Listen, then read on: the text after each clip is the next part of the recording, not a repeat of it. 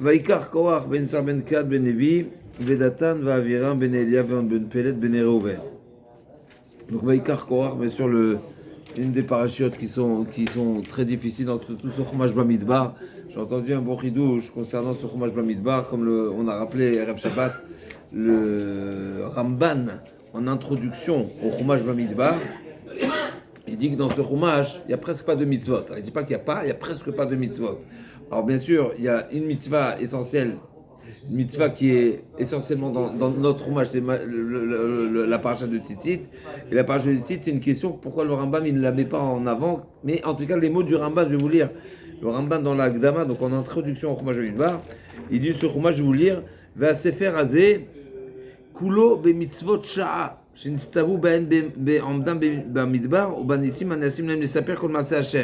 mitzvot qu'il y a dans ce chumash, c'est des mitzvot qui sont liés au temps, à la période. Le temps, ça veut dire que c'est temporel, c'est pas forcément des mitzvot les dorot.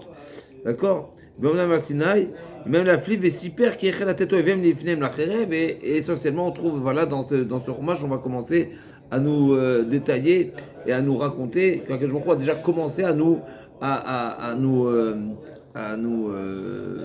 offrir une partie du territoire, donc des ennemis qui ont été soumis au Bnei Israël, comme la Milchemet Og, etc., où c'est déjà, on peut dire, comme une entrée, c'est déjà un début de l'entrée d'Eretz Israël, à tel point, pour la parenthèse, à tel point que Moshe Rabbeinu, il pensait que du fait que Baruch lui a offert de vivre ces premières guerres qui sont contre Og et Sichon, donc il a pensé que peut-être la chevoie, peut-être que la punition, la peine qu'il devait purger de ne pas rentrer en Israël, peut-être elle était annulée. C'est ce qu'il a dit. Comment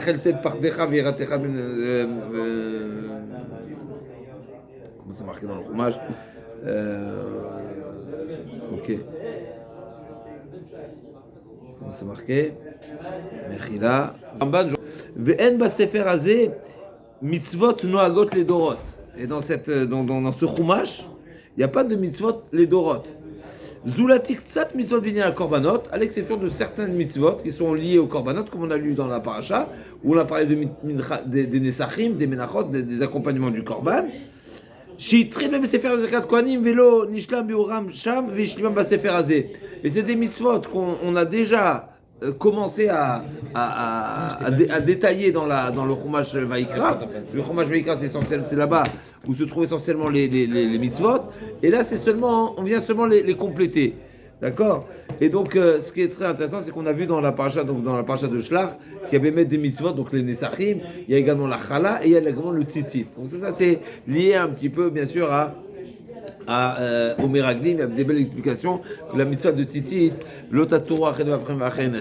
c'est pour corriger malheureusement la faute que nous avons pu commettre suite au retour des explorateurs. Ils sont venus nous présenter quelque chose et on a jugé selon ce qu'on a vu, on a jugé voilà, selon l'apparence, et on a décidé de juger l'apparence comme étant négative, alors qu'on aurait pu l'avoir différemment. En tous les cas, pour revenir, donc tout ce Chumash Bamidbar, il n'y a pas de mitzvot, et à quoi je voulais en arriver, à ce constat qu'on pourrait faire, c'est qu'on a vu beaucoup de plaintes et beaucoup de discordes et de disputes et de rébellions, si on peut dire ça comme ça, dans ce Chumash, et bien mettre ce qu'on pourrait proposé comme interprétation, c'est dès lors où les Lévi'im ont été choisis, eh ben c'est les débuts de la fin, c'est ça ce qui va mettre c'est ça la difficulté que nous avons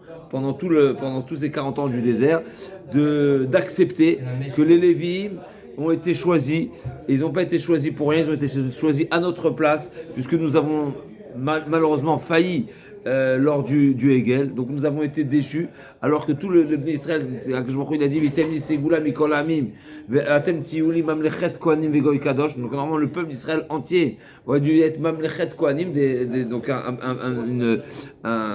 Mamlechet Kohanim, donc Voilà, une nation de prêtres. C'est pas Mamlechet, c'est plus que nation. C'est Mamlechet, c'est la nation c'est une royauté. Mamlechet Kohanim Goy Kadosh. Un royaume de prêtres. Et malgré tout, et à cause de la faute, malheureusement, nous avons été déchus. Ce que ça a entraîné. Ça a entraîné qu'il y a une qu'on appelle ça, non, pas une décision, c'est-à-dire qu'il y a une répartition des tâches. Oui, plus précisément, il y a des personnes qui sont choisies. Voilà. Donc il y a une sélection, il y a une sélection parmi le peuple. Automatiquement, on se sent, ceux qui n'ont pas été sélectionnés, ils se sentent inférieurs. Mais il faut savoir que l'origine de tout, c'est quoi? C'est la faute. Et comme nous avons dit à plusieurs reprises, Akadosh Baruch Hu choisit ceux qui sont parfaits. Et le Shevet Lévi, il était parfait par rapport aux autres nations. Et là, par rapport aux autres tribus. Et là, c'est ce qu'on va voir Korach, qui est dérangé également par la nomination de Elisaphan. On y arrive tout de suite. Donc pourquoi Korach n'était pas content de ne pas avoir été choisi? C'est ce qui a causé malheureusement de la jalousie et de la marloquette. Et la marloquette, elle va très très loin. Donc on va recommencer le passage Bezrat Hashem. Donc Vaikar Korach. Donc là, ce terme qui est très intéressant, où Rashi déjà va nous apporter des explications, et bien sûr le Orachem Akadosh également va poursuivre sur cette question. Vaikar Korach. Donc Korach il a pris quoi? La Torah ne nous dit pas ce qu'il a pris. Vaikar Korach, on dit le passou. Vaikar Korach ben Sam ben Kevin David, Vedatan Vaviram. Donc c'est Korach et Datan Vaviram ben Eliav, ben Bepel ben Ouven, Vayakumu. Donc ils ont pris quoi? Donc là va être l'explication. Vaikar Korach, plusieurs explications de Rashi, on va dans les mots. Paracha Zou Yafan Idrashim Midrash Rabitan Chuma et Vaikar Korach, la Kach et Atzmo. Qu'est-ce qu'il a pris? Il s'est pris à lui-même. C'est-à-dire qu'en réalité, il s'est démarqué. Il s'est démarqué, oui. Il s'est pris, c'est-à-dire qu'il s'est retiré en réalité. Il s'est écarté de l'ensemble du peuple d'Israël. Et ça, la gravité, c'est une faute majeure. Avant de parler des conséquences, avant de parler de l'objet et des conséquences de cet écartement, le fait de s'écarter, on sait très bien que ça fait partie de ceux qui malheureusement peuvent perdre leur monde futur, parce que tout celui qui s'écarte du peuple d'Israël, c'est-à-dire qui n'a pas une vie communautaire, c'est explicite dans le Rambam, c'est retenu la halakha, celui qui s'écarte du peuple d'Israël, sans parler des fautes qu'il peut commettre et qui peut, même s'il ne transgresse pas la Torah, il s'est comme ça fait partie de ceux qui pour eux il est dans une très mauvaise situation. Pourquoi? Parce que la vie d'un juif, elle doit être communautaire. Et quand il y a une ambiance de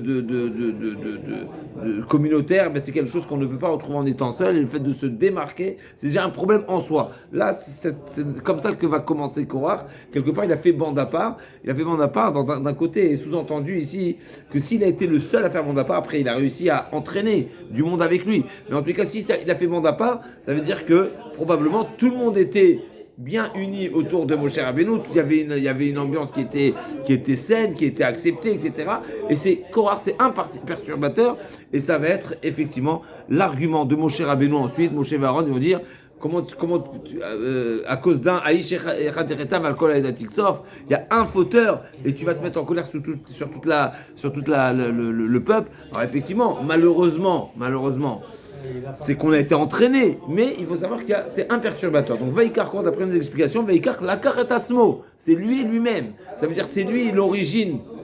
C'est lui le sujet, c'est lui l'instigateur. C'est lui l'instigateur, mais c'est lui également qui est concerné et il s'est mis au centre de la problématique. C'est-à-dire que en réalité, il voulait défendre son honneur. C'était sa jalousie. C'est complètement personnel. Mais d'ici, on voit combien une personne, alors même si on ne sait pas exactement c'est qui Korach, parce que Korach c'était pas n'importe qui, comme on va voir tout dans Rashi, piqué à Chayat, c'est quelqu'un de perspicace, il avait un certain niveau. Et donc Maral Ishtouzou, qu'est-ce qui l'a conduit à cette erreur qui est énorme? Mais ce qui est certain, c'est ce que je veux arriver justement qu'on réalise bien quelque chose. Des fois, il y a des personnes qui sont capables d'entraîner des foules, alors qu'en réalité, tout est un intérêt personnel. Et on n'a pas mieux que l'enseignement de la Torah pour nous dire, même des grandes personnalités comme Korach, qui n'était pas n'importe qui, malheureusement, quand il y a une faille qui touche le kavod, qui touche la jalousie, etc., eh ben on est capable de renverser un peuple entier. C'est des centaines et des milliers de personnes. Combien de personnes, n'est-ce pas? Si je ne me trompe pas, il y a un rave une fois qui a dit sur le, qui était, voilà, qui avait un rabbi qui a dit, n'est-ce pas, qui a dit, on lui a posé la question, il parlait de cette paracha justement, il dit, les élèves lui ont demandé, ou c'est lui qui a demandé aux élèves, il dit, si on était à l'époque de Korach, c'est pas certain qu'on aurait fait partie de la bonne équipe.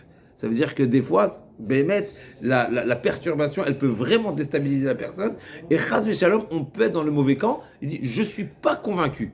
Alors, c'est comme, je reprends ce qu'on a dit pour la paracha de la semaine dernière. Si aujourd'hui le Beth Amikdash n'est pas construit, c'est que la faute des explorateurs, on la porte toujours. C'est pas, on la porte, pas qu'on la supporte. C'est qu'on la porte, ça veut dire qu'on a toujours cette responsabilité. Si on n'était pas reprochable à ce niveau-là, le Beth Amikdash aurait été construit. Puisqu'on sait que l'origine de la destruction du Beth Amikdash, c'est la faute des explorateurs. Même s'il y a d'autres choses qui se sont ajoutées en route, puisqu'il y a d'autres fautes qui nous sont reprochées. Mais ce qui est certain, c'est que les Mefarshim disent, si, comme la Gemara a dit, si le Beth Amikdash a été détruit le 9 Av, qui est la date du retour des explorateurs, la première fois où nous avons pleuré par désespoir, c'est ça la cause première de la destruction du temple, c'est probablement on est encore là-bas et on n'a pas encore réparé totalement. Et ben il y a d'autres enseignements également qui sont les passages de la paracha également, paracha de Korach. Il faut s'assurer et il faut se renforcer dans ce devoir que nous avons d'accepter totalement et pleinement les décisions de Moshe Rabbeinu et ne pas croire un instant, parce que c'est ça au final qui a été remis en question, c'est de croire, même si c'est un petit peu lointain dans notre esprit, mais peut-être que Moshe Rabbeinu il a pris une décision de sa propre initiative. Et ça, c'est quelque chose de terrible, puisque finalement, s'il y a un iota de la Torah qu'on pense que c'est une décision de Moshe Rabbeinu, à part ce qui est marqué, Moshe Rabbeinu il a pris Shalosh Varim Asamidato, Moshe Rabbeinu a fait 3 choses et c'est reconnu comme étant une décision personnelle, c'est-à-dire qu'Akadosh Baruch Hu lui a pas ordonné, même dans Parashat Shelach, incroyable ce qui est marqué, même quand Parashat Shelach, quand c'est une initiative de Moshe Rabbeinu, ça veut dire c'est une décision de Moshe Rabbeinu, c'est un choix plutôt de Moshe Rabbeinu. Akadosh Baruch Hu il a dit Shlach Lecha. On a entendu ce Shabbat une belle explication, le Shabbat Emes qui nous dit, même une fois que c'est un choix de Moshe Rabbeinu, c'était validé par Akadosh Baruch Hu. Akadosh Baruch Hu lui a dit vas-y envoie. Comme ça, c'est devenu une mitzvah. Même si initialement, ça n'a pas été ordonné, ce n'était pas forcément la volonté première ou l'absolu d'Akadosh Baruch Hu Kaviachol. Toujours, on ne peut pas dire qu'il n'y a pas Akadosh Baruch Hu. Mais Akadosh Baruch Hu, il a validé, c'est devenu une mitzvah. Et pareil, ça nous rappelle ce qui est marqué pour les 3 choses que Moshe Rabbeinu a fait midato. Une des choses que Moshe Rabbeinu, c'est la paracha de la semaine d'avant, de Baal Otra. Qu'est-ce qu'il a fait? Il s'est séparé de sa femme. C'est une initiative personnelle. Malgré tout, le bon Dieu, il a validé. Où c'est marqué? C'est marqué et mort lahem shevu lachem neaolechem ve'ata po amodimadi. C'est marqué après Matan Torah, alors que nous étions on avait l'interdiction d'avoir une vie conjugale. Et ben pendant 3 jours, donc pour se préparer à la Torah, pour un petit peu savoir un petit peu ce qui nous attend, d'accord, avoir une concentration et ne pas avoir une légèreté d'esprit, c'est très intéressant cette notion-là. C'est pas le sujet. Et sur ça, c'est marqué va dire au Bnei Israël, shuvu lachem leolechem. Donc vous pouvez retrouver vos tentes, c'est-à-dire une vie de famille. Ve'ata po amodimadi. Mais toi, reste avec moi. C'est la suite du passou. Ça veut dire qu'Hachem, il a dit dis au Bnei Israël, vous pouvez retrouver votre femme, mais toi, non. Ça veut dire que Moshe. Ah non, la question, c'est l'action de Tosot. Soit tu demandes, c'est Moshe Rabbeinu qui a pris l'initiative ou c'est Hachem? Non, Moshe Rabbeinu, il a pris l'initiative. C'est lui qui a. C'est l'initiative, c'est lui. Après, le bon Dieu, il a validé. Il a validé, et donc ça devient même, c'est ça ce qui est, c'est très fin, même quand on nous dit que Moshe Rabbeinu il a pris une propre initiative personnelle, et ben quand même le bon Dieu il a validé, ça veut dire que même ça c'est une officiellement, Ve'ata po amodimadi, donc toi reste avec moi, c'est vraiment ça, c'est ce qui sous-entend, ne retrouve pas ta femme. Et alors Tosfot il dit, c'est la question de Tosfot, si le bon Dieu lui a dit, alors c'est plus personnel, non, c'est lui qui a initié ça. Donc ça là, c'est ça ce qu'on reconnaît à Moshe Rabbeinu. Juste un petit chidouche personnel qui va dans cette même ordre d'idée, c'est marqué concernant la Kriyat Torah que nous lisons Shabbat, lundi et jeudi, etc. C'est marqué que les Nivim Rishonim Tiknu. Depuis quand ça a été instauré, la lecture de la Torah en semaine? Depuis Moshe Rabbeinu. Eh bien, vous savez comment c'est marqué, mais c'est Moshe Rabbeinu qui l'a instauré. Et comme ça, c'est marqué dans les Yerushalmi. Si je ne me trompe pas, c'est dans les Yerushalmi, c'est marqué que c'est Moshe Rabbeinu qui a été instauré. Mais dans le Babli, c'est pas marqué que c'est Moshe Rabbeinu. C'est marqué Nevim Rishonim. Comme si que même ça, on ne veut pas le faire entendre que c'est Moshe Rabbeinu. Comme si que Moshe Rabbeinu, ce qu'on doit reconnaître de Moshe Rabbeinu, c'est la Torah écrite, c'est ce qui est officiel, ce qui a été transmis par Akadosh Baruch Hu. Même ça, qui est une takana. On aurait pu dire Moshe Rabbeinu a fait une takana. Non, Moshe Rabbeinu n'a pas fait de takanot. Parce que Moshe Rabbeinu, on nous cache, en tout cas on ne nous le dit pas explicitement que c'est Moshe Rabbeinu qui était métaken. Alors que c'est Moshe Rabbeinu qui était métaken. Pourquoi Moshe Rabbeinu est métaken? À la suite de quoi il a été métaken? C'est marqué on était dans le désert 3 jours, on n'avait pas d'eau. C'est-à-dire de quelle eau on parle? On parle pas de l'eau à boire, on parle de l'eau de la Torah. Il met la Torah. Et donc c'est Moshe Rabbeinu. Après, effectivement, au temps de Ezra, cette takana, elle a été, comment on appelle ça? Elle a été plus cadrée, plus complétée. Hein, on appelle ça. Calée avec le marché. Pardon? Calée avec les jours. Bien sûr, avec les jours marchés. Mais l'idée, c'est de ne pas être 3 jours sans Torah. Donc il y a Shabbat. Si toute la semaine, il n'y a pas de Torah, il a instauré. Oui, mais il a plus, qu'on appelle ça, quand c'est codifié, Chazak, codifié, formalisé, Chazak, avec les 3 montées, etc., le nombre de psukim. Mon cher Rabbeinu a dit, il faut lire la Torah. Tu lis la Torah, tu restes pas la communauté ne reste pas, on ne parle pas à titre personnel, on parle d'une takana qui est de Tzibour, donc c'est quelque chose qui se fait en minyan. Bien sûr, chacun a l'obligation d'étudier la Torah tous les jours. Il y a Kirat Shema le matin et le soir, mais il y avait cette instauration. Mais c'est juste dire que notre Gemara ne dit pas Moshe Tiken Israël. C'est pas marqué comme ça. C'est marqué Nevi'im Rishonim Tiknu Israël. Dans le Yerushalmi, c'est marqué c'est Moshe Rabbeinu. Et peut-être, et c'est également ce qu'on dit par un chidouche qui est connu pour la Agada Shel Pessah, la Agada Shel Pessah, on ne mentionne pas le nom de Moshe Rabbeinu. Pourquoi? Volontairement. Ah, Moshe Rabbeinu, c'est lui le Shaliach, c'est lui qui a été envoyé, c'est grâce à lui qu'on est sorti de Mitzrayim. D'ailleurs, Hachem lui a dit, si c'est pas toi, c'est personne d'autre, etc. Non, mais si de mentionner Moshe Rabbeinu, on pourrait se tromper à croire que il a occupé une place, même si bien sûr il a occupé une place, bien sûr c'est son mérite, bien sûr qu'il était là, bien sûr, mais non, ce qu'on doit penser le soir de Pessah, c'est Akadosh Baruch Hu. Et bien pareil, quand on parle de Moshe Rabbeinu, la position de Moshe Rabbeinu, c'est que tout vient d'Hachem. Il n'y a pas un iota qui n'est pas d'Hachem. Et comme on l'a dit, voilà, même quand Moshe Rabbeinu, il a fait quelque chose par lui-même, eh bien ça a été validé. L'autre exemple, c'est qu'est-ce qu'il a fait? L'autre chose qu'il a fait Moshe Rabbeinu, donc il s'est séparé de sa femme. Il a rajouté un jour de séparation, de préparation à Matan Torah, toujours autour de Matan Torah. Donc Hachem il a dit 3 jours, Moshe Rabbeinu a dit 4e jour. Et Akadosh Baruch Hu, il a validé. C'est quoi la preuve qu'il a validé? C'est que la Torah n'était donnée qu'après. D'accord? Donc ça veut dire, même quand Moshe Rabbeinu il a pris une décision personnelle, le bon Dieu il a dit 3 jours de préparation. 3 jours, c'est 3 jours inclus. Il a dit non, 3 jours total. Ça veut dire qu'il faut 3 jours complets, 3 fois 24 heures. Et donc forcément, la Torah elle aurait dû être donnée vendredi, et bien la Torah a été donnée Shabbat. Donc il a montré qu'il a validé la décision. Et la 4e. On revient juste, je reviens sur on a dit par rapport à l'introduction du Ramban sur le Chumash Bamidbar.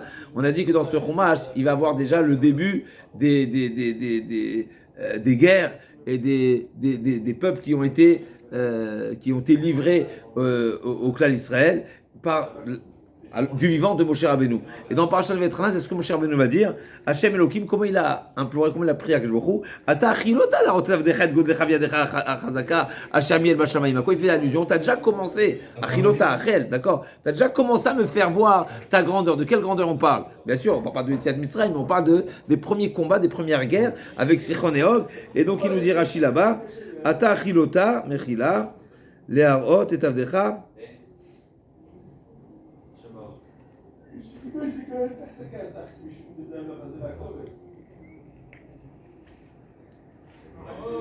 Ata achilota, le fi pshuto et dit Rashi, Parashat Ve'etranan, deuxième pasouk, le fi pshuto ata achilota la otavdecha milchemet sichon ve'og, qui est dirtiv re'e achilotit lefanecha, et donc ar'eni milchemet shloshim ve'echad melachem. C'est ça ce qu'il a, Moshe Rabbeinu, même si c'est concis ici dans Rashi, mais le Midrash, je pense qu'il dit une phrase de plus, c'est que Moshe Rabbeinu, il a pensé, même la Gemara, il a pensé que si il a déjà mérité de voir les premières guerres, et bien peut-être c'est révélateur que peut-être Akadosh Baruch Hu lui a pardonner sa faute, et pardonner sa faute en tout cas qu'il lui offrait à rentrer en Israël. Tout ça pour dire que c'est déjà le début de l'entrée en Israël. Pour revenir, en tout cas dans ce chumash, il y a beaucoup de malheureusement on peut constater combien il y a une fragilité dans le peuple d'Israël, et tout ça c'est le résultat de la faute du veau. Alors il nous dit Rachid, Vaikar Korach, il dit la kach et atzmo, il s'est pris à lui-même, les tzad echad,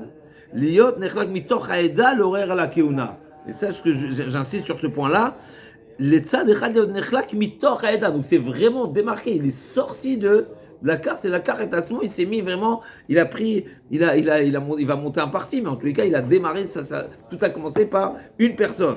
Le horaire à la keuna, remettre en question la keuna, donc c'est Aaron, il dit Korach, toi tu es Moshe Rabbeinu, toi tu es on l'a dit, on répète souvent, Moshe Rabbeinu, il a toutes les casquettes, tous les titres, il est Cohen, il est Lévi, il est Meler, il est Navi, il a tous les titres, tout ce qui est possible, c'est Moshe Rabbeinu les a.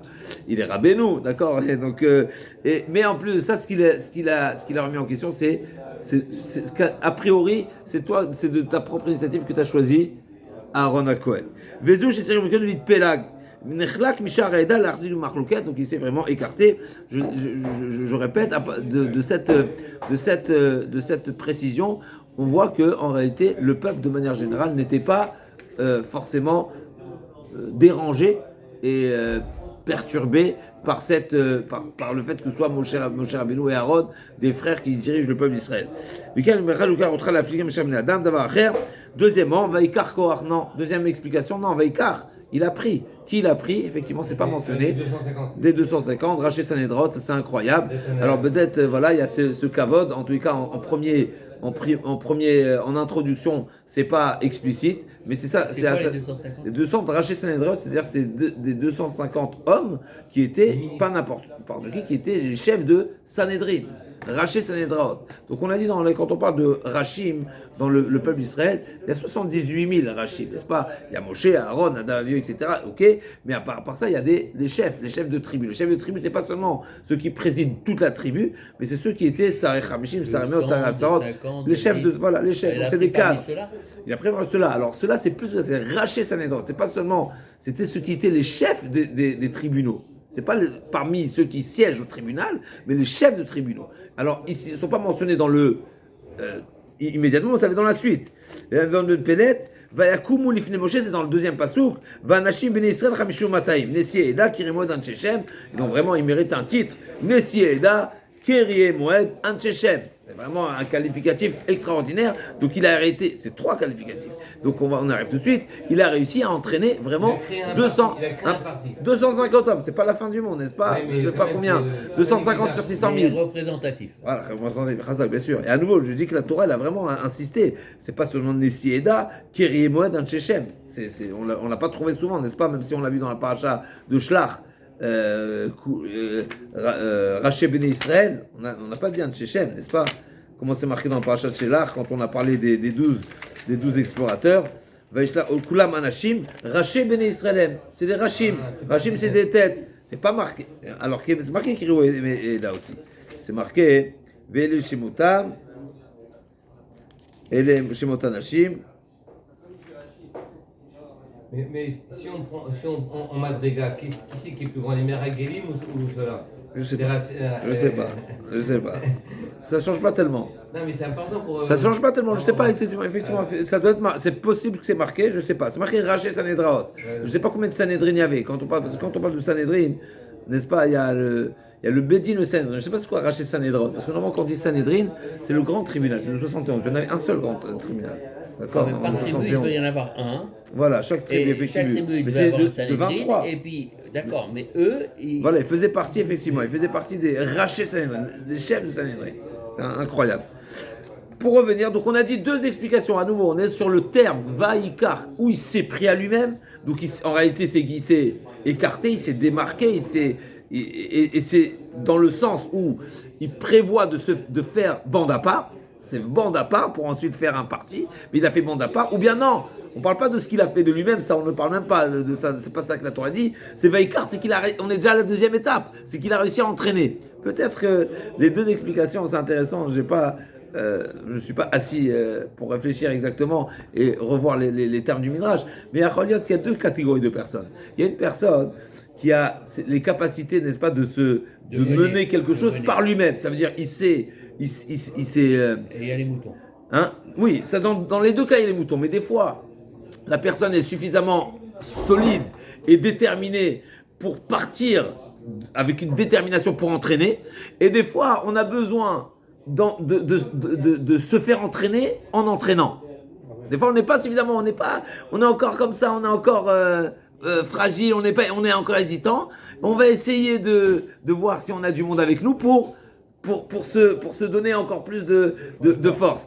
Donc c'est peut-être ça les deux explications. La première explication, Vaikar, dans les deux cas, il a entraîné 250. C'est pas ça, le sujet n'est pas là. La question c'est est-ce qu'il les a entraînés en deuxième temps. Donc d'abord Vaikar, d'abord il s'est pris à lui-même et ensuite il a entraîné. Ou bien non, Vaikar c'est qu'il les a pris, c'est-à-dire qu'il les a pris pour créer cette idée. Yacholiot, ça c'est à vérifier. Mais en tous les cas, nous on revient sur le texte. Le texte c'est Vaikar. Est-ce qu'il s'est pris ou il a entraîné du monde avec lui? Et qu'est-ce qu'il a fait ici également Datan Vaviram. Donc c'est Datan Vaviram. Ils n'étaient pas des chefs de... Probablement non. Razak effectivement, n'est-ce pas? Mais c'était des longue date. Voilà, qui sont de longue date depuis l'Égypte, n'est-ce pas? Shnei Anashim, Nitzim, c'était ces premiers de Parashat Shemot. Ils sont pas morts avec le Hegel, ceux-là. Razak effectivement. Ben non, peut-être pas. Voilà, peut-être ils n'ont pas flotté là-bas. Ils étaient... Rachid nous fait remarquer. La suite du passou, Ben Yitzhak ben Kal ben Lévi, Vélo Iskir ben Yaakov. Et la Torah, si déjà tu es remonté à Lévi, c'est qui Lévi? Le fils de Yaakov. Pourquoi tu remontes pas à Yaakov? Non, Yaakov il a demandé une fila particulière, incroyable, Bikalam al Techad Kevodi. C'est marqué que quand il a béni, si on peut dire ça comme ça, Shimon Vélévi, il a dit quoi Shimon Vélévi? Achim, Kilech Hamas Vechotab, Besodam Alte, Bikalam, Besodam Alte.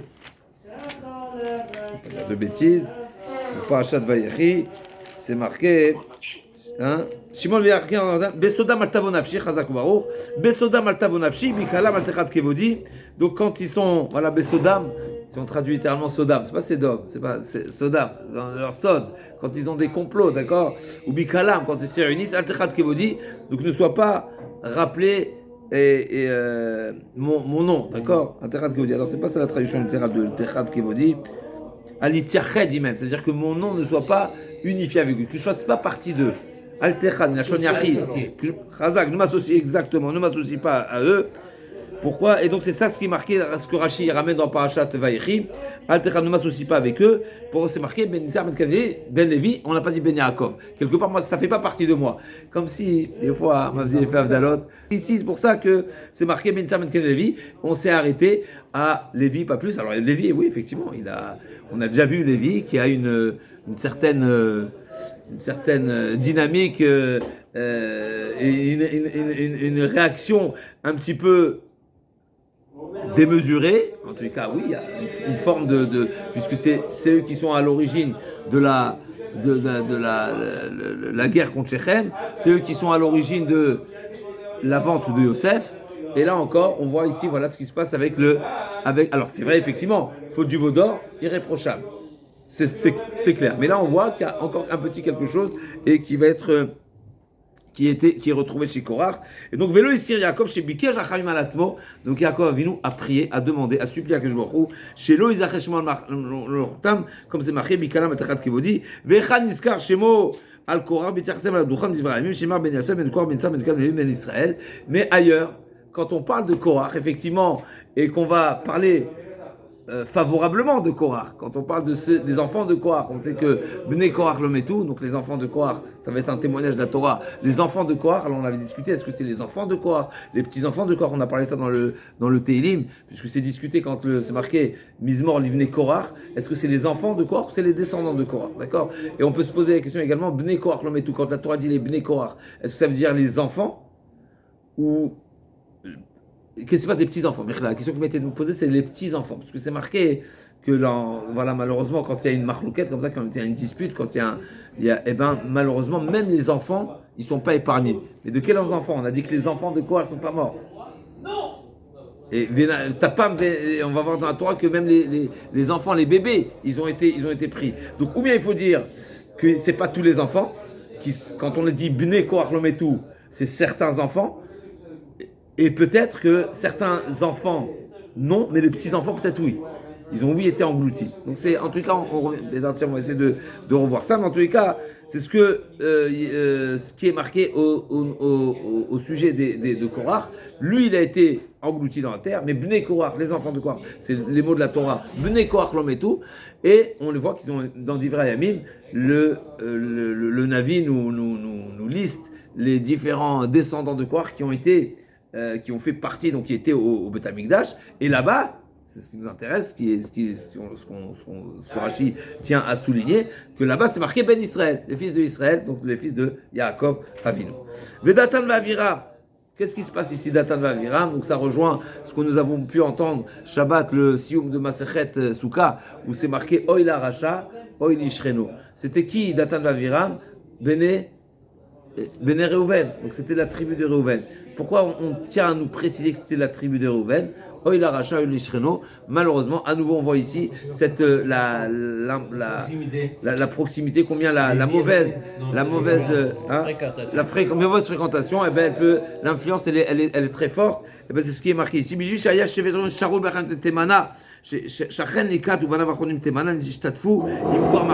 on a vraiment une facilité d'entraîner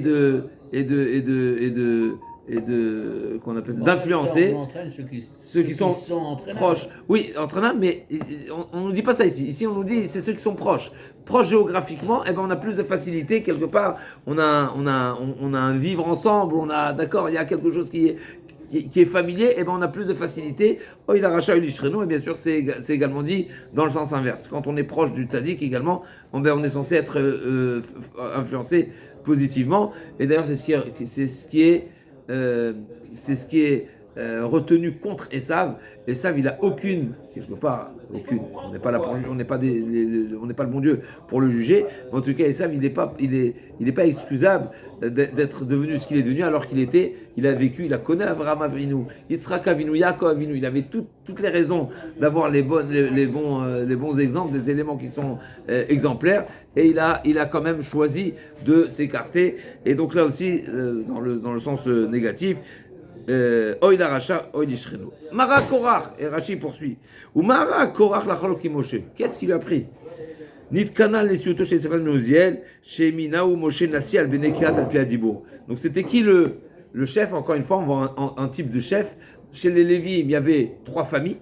Et chaque famille, bien sûr, avait son rôle. Et son rôle très, très précis. Les Kehatim, qu'est-ce qu'ils faisaient?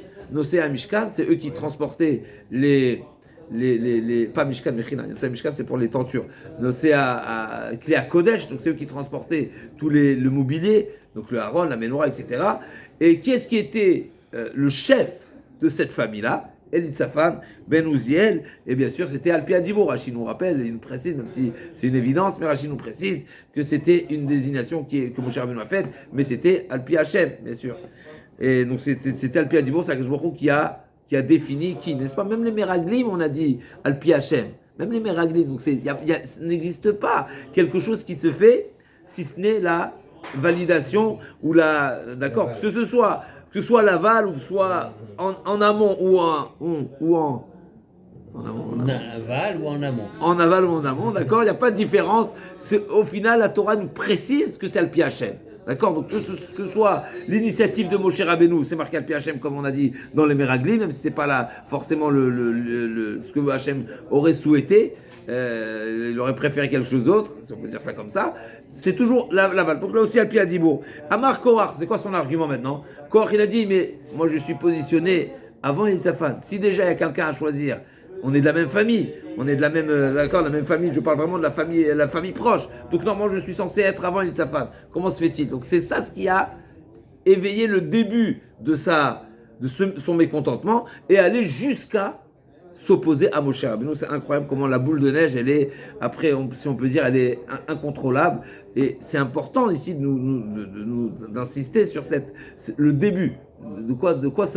Par quoi a commencé la jalousie de Korach.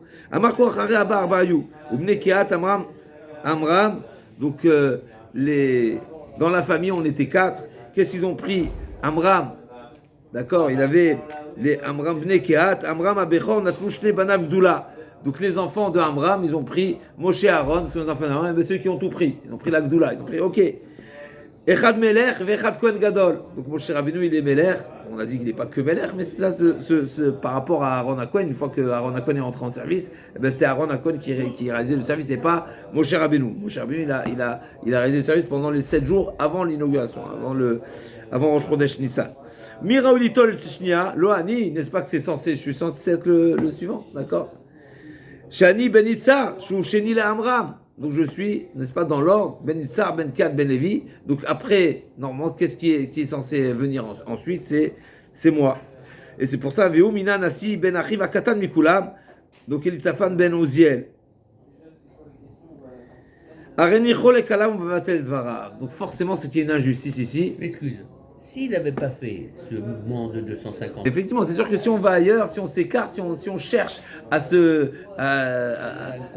s'asseoir du public. Voilà, c'est que tu n'as pas l'argument suffisant. Voilà, alors, ce qui est marqué, c'est marqué à l'envers. C'est marqué quand on cherche à faire le shalom avec quelqu'un et que la personne refuse le shalom, alors oui, là, la manière d'influencer la personne qui est qui ne souhaite pas, qui n'accepte pas les excuses, c'est dans l'Achab de Yom Kippour. Alors là, on va marber à la vraie.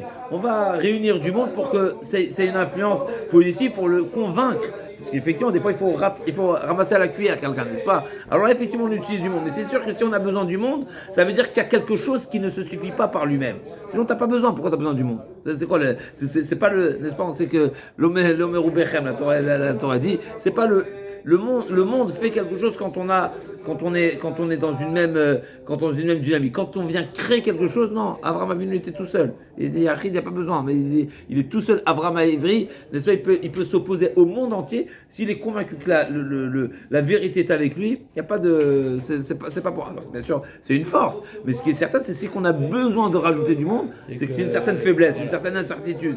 Okay.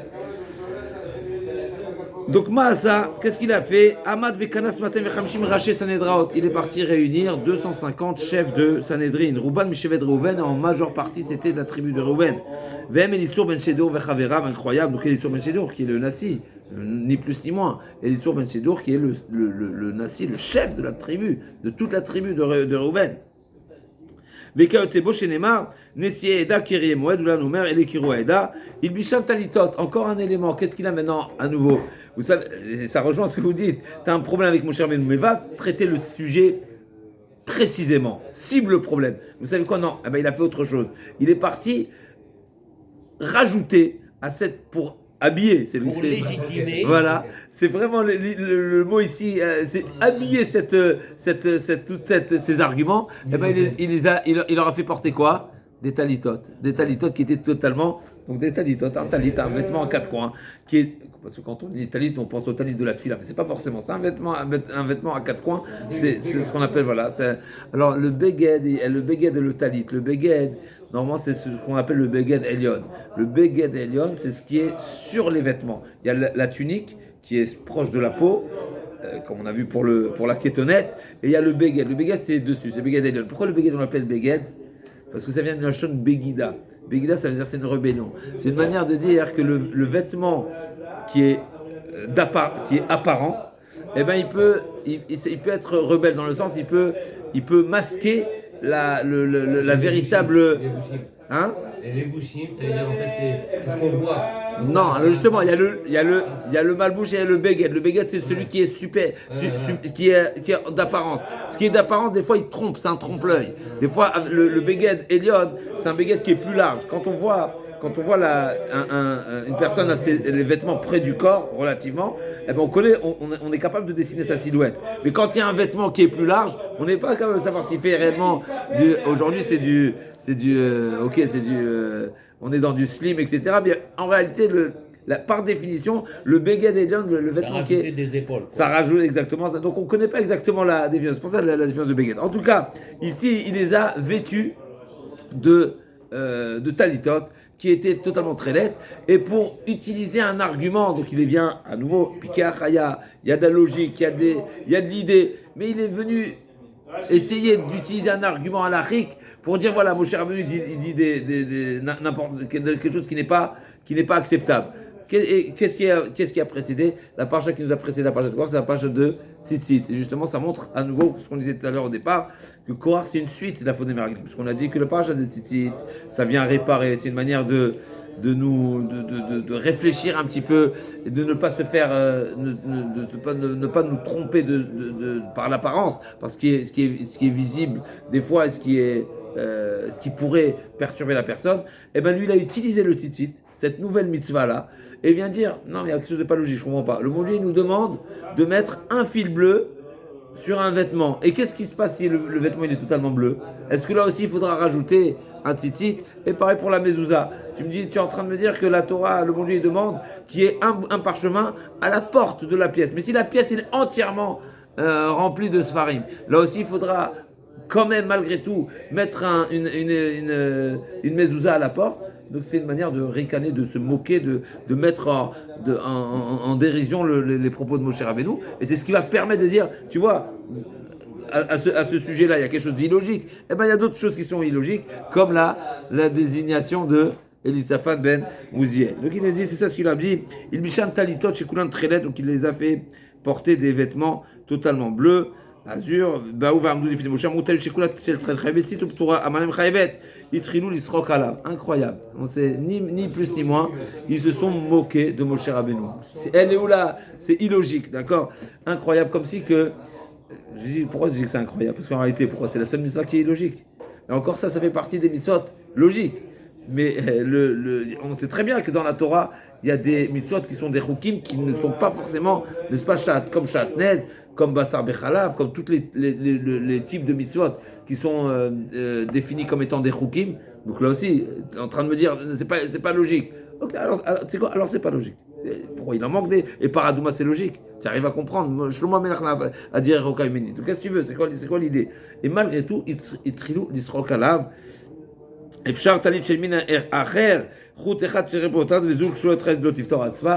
c'est ce que ils ont. Donc on voit que à nouveau ça montre que si tu avais un argument, n'est-ce pas, comment dire en israélien, ignani, n'est-ce pas, que ça veut dire qu'il était hein? Oui, mais qui est dans le vif du sujet. Là, tu vas utiliser des arguments qui sont complètement pas liés pour simplement se moquer de Moshe Rabbeinu. Et on sait que la pire des choses, c'est la moquerie. Pourquoi la moquerie? C'est marqué que la moquerie, c'est comme huiler et graisser qu'on appelle ça un bouclier, ce qui fait glisser toutes les flèches, n'est-ce pas? On a vu hier dans la Gemara de Sanhedrin que les torachot, des fois, c'est comme des lapidim. Lapid, c'est comme des flambeaux, c'est foudroyant, c'est direct. C'est marqué que Noach, il a reproché toute sa génération et il a essayé de les convaincre à faire teshuvah et eux ils se sont opposés. Ben là c'est pareil, la letzanout, c'est ce qui graisse le bouclier et ce qui va faire glisser toutes les flèches qu'on pourrait lui jeter en sa direction. Eh ben elles seront détournées par la Letzanout. Et donc on voit, c'est comme ça qu'il a démarré. Donc l'origine de l'origine, c'est quoi? C'est Nitkana, c'est de la jalousie. Ensuite, il est parti faire quoi? Il ne se suffit pas à lui-même, il ne va pas se confronter à Moshe Rabbeinu, mais il va réunir du monde. Maintenant, réunir du monde, il faut savoir exactement comment il a réussi à les convaincre. Mais en tous les cas, ce qui est certain, c'est que de quelle manière ils ont abordé Moshe Rabbeinu? Par de la Letzanout, et après, bien sûr, c'est de la Letzanout absolue, même si probablement il y a de la finesse et il y a des profondeurs dans cette question. Mais en tous les cas, ce qui est certain, c'est que l'objectif était quoi? D'arriver à faire rire ces 250 personnes et mettre Moshe Rabbeinu Kaviachol, c'est vraiment en dérision et ça fait partie des graves fautes, n'est-ce pas, d'être mévasé la Torah, de remettre de donner le discrédit, de faire le discrédit. Et c'est se moquer de la Torah. C'est marqué celui qui se moque de la Torah, n'est-ce pas, qui mévasé la Torah, il est carrette. Avonaba, n'est-ce pas, il a Varachem Baza, il carrette. C'est une mévasé, c'est carrette, il est complètement écarté. Donc ça c'est pour le début du pasuk Bene Reuven, Datan va Aviran von Bepelet. Alors c'est intéressant que Rashi nous a ramené qu'il y avait les Tzur Ben Shedéon, même s'ils sont pas, il n'est pas explicite, les noms ne sont pas forcément explicites, mais on a choisi quand même de mentionner Datan va Aviram et On Ben Pelet. On va voir pourquoi. Datan va Aviram. Alors ceux-là, ils sont bien Voilà, Ils sont connus, ceux-là. ils sont connus et on va voir leur réaction, chutzpah, comme pas deux dans la paracha, n'est-ce pas? C'est marqué Vaishlach Moshe, l'ikro le datan vaviram, donc c'était vraiment les perturbateurs qui, à part Korah, c'était les plus organisés. C'est pour ça que Moshe Rabbeinu est parti les convoquer et les appeler, et c'est qu'ils ont dit Lona, allez, on viendra pas. D'accord? Donc c'est terrible la réaction de Datan vaviram. Mais on a On Ben Pelet. On Ben Pelet, c'est à l'inverse. Son nom, il a été mentionné, mais c'est justement pour dire que lui, ensuite, il a été sa femme. Et pour revenir tout à l'heure, on a dit à la place de la femme, eh ben, c'est la femme d'On Ben Pelet qui a réussi à le convaincre et au contraire à lâcher prise et lâcher, oui, de le faire marche arrière de cette réunion. Alors il dit Orachem Akadosh, on va commencer Orachem Akadosh. Donc bien sûr Orachem Akadosh va poser les questions qui ont déjà été soulevées en partie par Rashi, et on va quand même commencer Bezat Hashem, et avant on se laissera la suite pour demain Bezat Bar. Donc il dit Orachem Akadosh, il nous dit Vaikar Koach, tzarich ladat omro Vaikar. Donc le premier verbe qui est employé ici, il a pris quoi? Il a pris qui? D'accord? Vaikar. Verabotenu amrou lakach atzmo. Donc bien sûr, c'est incontournable. Ce que nous disent qu'il a pris. Qu'est-ce qu'il s'est? Il a pris. Il s'est pris. Il s'est démarqué. Il s'est écarté. Ou derrière, dit effectivement, on n'est pas en train de chas shalom de mettre en doute la dracha de Chachamim, mais la question c'est de savoir est-ce que c'est le drash ou c'est le pshat? Est-ce que ça rentre proprement dans le mot? Vaikar, si c'est Vaikar et Atzmo, alors il manque ce Atzmo. Vaikar Atzmo, Vaikar et Korach, je vais dire. Ok. Kizichon Korach ou lomar miou acholek vechaser anechlak. D'accord. Ou derrière chaser Atzmo, Kizichon Korach ou lomar miou acholek vechaser anechlak. Vim kavanato lomar. Donc on n'a pas ici, c'est marqué juste là. On ne parle que de Korach, on ne parle pas de l'autre partie. Donc si le sens premier, c'est qu'il s'est démarqué d'eux, donc il faut dire de quoi? Si tu t'es pris, dis-moi de quoi tu t'es pris, de quoi tu t'es écarté, de quoi tu t'es démarqué. Et ça, c'est pas explicité dans le pasuk. Alors effectivement, al pipchat, on peut répondre, n'est-ce pas? On sait que la Mishnah, elle dit Ezu machloket leshem shamaim, ilel veshamay. Ezu machloket she'ena leshem shamaim. Quel est l'exemple d'une machloket, donc d'une dispute, littéralement, qui n'est pas leshem shamaim, c'était pas pour glorifier le nom d'Allah, c'est pas d'accord pour glorifier c'est Korach. Mais c'est marqué quoi? Korach et qui?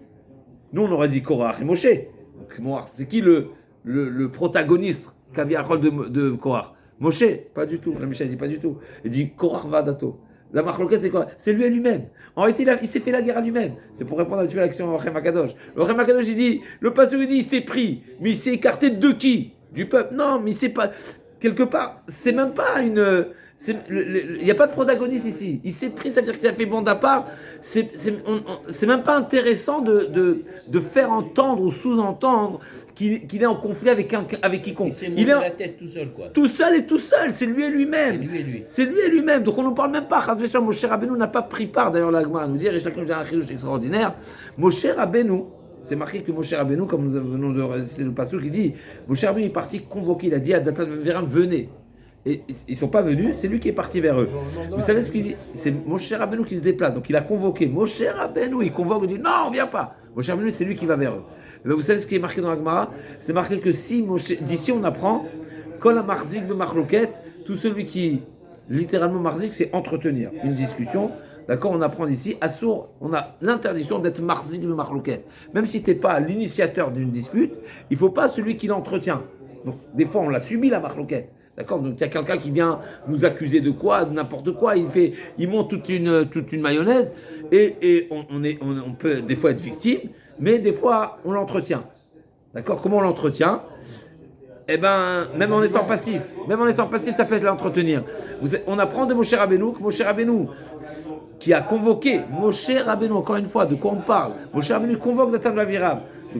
Eh bien, ils ne sont pas venus, c'est ce qu'il a fait, il s'est déplacé lui-même. Parce que s'il ne s'était pas déplacé, ça aurait été considéré qu'il est marzik de Machloket. Ça s'appelle qu'il aurait entretenu un Machloket. Comme si qu'il reste à l'écart. À l'écart, ça veut dire que tu es un protagoniste. C'est ce que la Mishnah nous dit. Non, Moshe Rabbeinu, en aucun cas, il a fait partie de cette Machloket. C'était eux-mêmes. La preuve en est que quand Moshe Rabbeinu les a convoqués, ils ne sont pas venus, alors que le tort, bien sûr, il est évidemment du côté de celui, même si c'était, n'est-ce pas, mais c'était pas Moshe Rabbeinu, même s'ils avaient été convoqués uniquement par le Beddin, quelqu'un qui est convoqué par le Beddin qui ne vient pas, il est mis en quarantaine, et direct, d'accord. Donc il se met en idou, etc. Il y a des peines très très sévères. Là, c'est Moshe Rabbeinu, ils viennent pas. Moshe Rabbeinu, il n'y a pas de quand tu viens pas, moi je vais venir. Je vais venir pour t'avertir, te prévenir où tu en es. Et c'est c'est peut-être dans cette idée-là que la Torah volontairement ne nous a pas précisé qui sont les protagonistes de Korach. Korach, il est seul, tout seul. Lui est le parti qu'il a monté, mais il y a même pas. Des fois, quelqu'un, n'est-ce pas, il se met en colère. Tu veux quoi, n'est-ce pas, tu te mets en colère contre qui, contre quoi? Tu revendiques quoi? T'en veux à qui? C'est quelqu'un en réalité qui est mal dans sa peau, n'est-ce pas? Il va sortir toutes sortes d'arguments qui n'ont ni tête ni queue, mais ça provient de quoi? D'une insatisfaction ou d'une blessure que la personne prend alors que personne lui a voulu du mal, mais il a, n'est-ce pas, il a ce sentiment que tout le monde est contre lui. En tout cas, c'est la question de Or HaChaim HaKadosh. On a proposé une petite réponse, mais qui est fondée à nouveau sur la Mishnah. C'est marqué Korach Va'adato. Moshe Rabbeinu ne figure pas dans cette marloquette, parce que quelque part, même d'être passif dans une marloquette, on pourrait être étant marzik de marloquette. Des fois, le fait de rester présent, le fait d'être, même si c'est passif, eh ben tu l'entretiens. Même passivement, ça s'appelle entretenir. Marzik de marloquette. Vim kavanato le marque différent kilos vit pelig, en sur tiva de piluk qui sur tiva de veikar et le unkelos. Alors l'unkelos, là c'est très, on est déjà, c'est pas une dracha. Le unkelos c'est du targum. Targum c'est de la traduction. Donc il a un problème également avec le targum. Le targum il dit c'est quoi veikar? Le terme de veikar, comme on dit souvent, le terme de la Torah c'est des génériques et on peut dire veikar pour un mariage et on peut veikar pour veikar Korach. Et là, comment on traduit Veikar? C'est l'inverse du mariage. C'est pour ça que je prends l'exemple du mariage, c'est très intéressant. Le mariage, c'est s'unir. Veikar, c'est se marier avec une femme pour en faire un. Là c'est l'inverse. Qu'est-ce qu'il a fait? Il a pris, ça veut dire qu'il s'est pris pour se démarquer, pour être Rolek. Donc c'est complètement le sens opposé. Il nous dit le Or HaChaim HaKadosh, ok, je veux bien le comprendre, mais je le vois pas dans Veikar. C'est-à-dire c'est pas le mot le plus expressif, n'est-ce pas, qui vient exprimer cette notion de hitpelik. Et là, donc il dit le Targum, bien sûr, qui a donné, c'est le sens, mais c'est pas la traduction.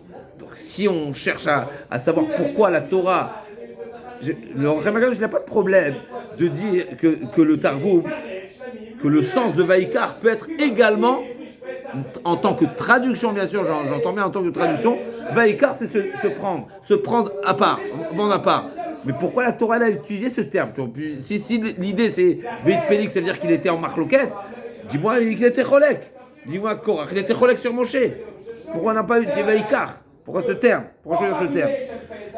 Ve'agam chez livré Mehmet. Bien sûr, c'est une vérité absolue. À nouveau, on n'est pas en Abraham. Mais pourquoi la Torah elle a choisi Veikar? Encore une question. On a dit que Yaakov Avinu, il a prié pour ne pas que son nom soit mentionné. Eh bien, épargne aussi les autres tzadikim. Yitzhar, Kehat et Lévi. C'est des tzadikim finalement. Donc Yaakov Avinu, il a prié Altechat Kevodi, Altechat Nafshi, Altechat Kevodi, Ken. Pourquoi ces tzadikim ils vont payer? Ça veut dire qu'il y a lieu de cacher et puisqu'on parle ici de quelque chose qui est complètement mauvais, péjoratif. Yaakov Avinu demande à ce qu'il ne soit pas mentionné. Eh ben, pourquoi la Torah n'a pas également épargné les ancêtres de ce Korach et on ne les envoie car Korach? Dis-moi Mishévet Lévi, Korach à Lévi, d'accord? En plus, on sait c'est qui Korach. C'est pas la première fois. On sait, d'accord, on sait c'est qui les enfants de Lévi. Donc Korach, tu cherches Korach, tu fais une recherche rapide. Pour ceux qui connaissent la Torah par cœur, ils vont te dire c'est qui Korach. Donc pourquoi, s'il y a lieu de ne pas mentionner Yaakov Avinu, eh ben ne mentionne pas aussi ni Kehat, ni Tsar, ni Lévi. Donc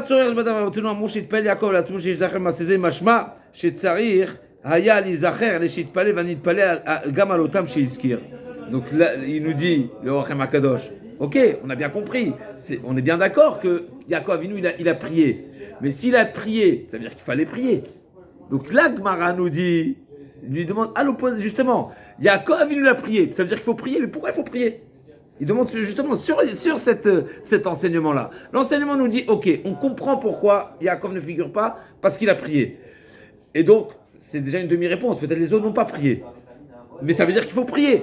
Mais pourquoi il faut prier s'ils sont complètement irresponsables? Si Korach, c'est un électron libre en réalité. Ça, Vaikar. Vaikar, c'est un électron, il s'est démarqué. Ça veut dire qu'il vient pas par ses antécédents. Il vient par un problème qui est personnel totalement. Donc, finalement, il ne faut pas mentionner les ancêtres. Qu'est-ce qu'ils ont fait les ancêtres, n'est-ce pas? Et encore une question, et on va s'arrêter là. Qu'est-ce qu'ils font maintenant Datan Vaviram? Alors, on n'a pas répondu. Pourquoi on n'a pas répondu encore. On n'a pas encore répondu. On est dans les questions. Ah bon? Voilà. Donc on est dans le Vaikar. Et pourquoi on a mentionné les ancêtres et Datan Vaviram. Troisième question, Datan Vaviram. Pourquoi ma kavanat hakatu b'zoran ma'asehem im lomar shegam echal kol atzma et on lechem belikicha? Maintenant, c'est intéressant, comme on a dit tout à l'heure, Vaikar, comment il s'est monté? Il s'est monté tout seul ou avec les autres? On a dit, a priori, c'est deux pshatim. Ou bien Vaikar, il s'est pris et ensuite il les a entraînés, ou bien non. Vaikar, c'est qu'il a pris les 200. Mais dans les mots du passage, on a un problème. Si la Kira, cette fameuse démarche, elle était en groupe, alors il fallait dire Vaikar, Korach, Vedatan, Vaviram, Vachamishum Natam, c'est-à-dire qu'il fallait que le Vaikar soit conjugué, étendu à tous les groupes, au moins Datan Vaviram. Là, c'est marqué Vaikar, Korach, Vedatan, Vaviram. Donc, a priori, c'est en deux temps, ces deux éléments. Et bien, mettre Datan, Vaviram, bien sûr, on peut s'interroger. Ils ne sont pas du tout dans le game, comme on dit en familier. Qu'est-ce qu'ils ont à faire? Encore s'il avait réussi à entraîner des Lévim, et c'est l'argument de Onden Pellet.